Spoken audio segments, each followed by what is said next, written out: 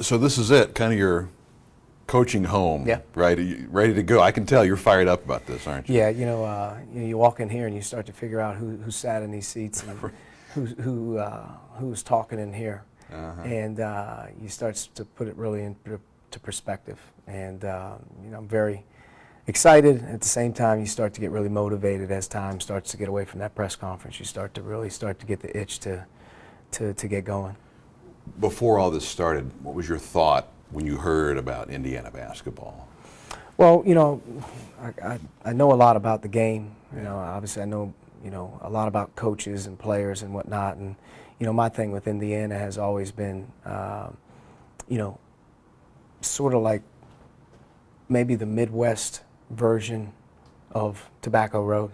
It stands on its own. It's powerful. There's passion for it.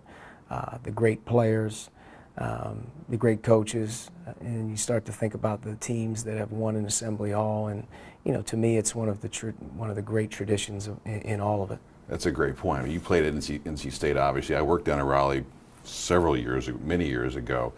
That's a great point. IU, Butler, Purdue, some other schools around here. It's exciting. It makes you proud. Yeah. I think to represent IU right now. You look at some of the success that the Butlers have had. You look at some of the success that the Purdue's have had with Coach Painter here recently, and Notre Dame's been really good in this area. And you feel like you're surrounded by terrific programs, and you got Louisville and Kentucky really close. So you're in a hotbed of what I would call some of the best of the best. And to me, I don't think Indiana takes a backseat to any of them. Well, that takes me into, the hot topic every year is Indiana basketball still elite? Are they still a blue blood?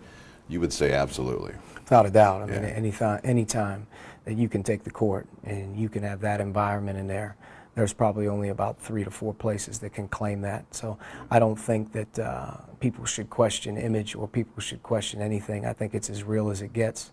We just have to do our part. You have to find a way to create special moments for people, for them to say that. But I will say this, that there isn't a coach or player in the country that would look at Indiana and say that's not one of the best places in all of college basketball. I can only imagine how crazy this week has been for you. Has something happened to you, though, in the last couple of days that kind of affirmed what your belief in what this program and what this area is all about? Well, there's been great support since I've been in town. The outpouring of former players, the outpouring of people that are connected to IU in so many different facets, whether that's NBA and the scouting, or whether that's former players in the NBA, or whether that's former coaches that were here at one time. I haven't heard one person call and tell me that you're not one of the most special places you'll ever be, and that gives me great confidence that that what we talked about on the front end of coming here, and how genuine it is, and how Bloomington is actually a place that you can actually embrace, and they'll embrace you. It all makes sense. I had a conversation with Tom Crean a couple days ago,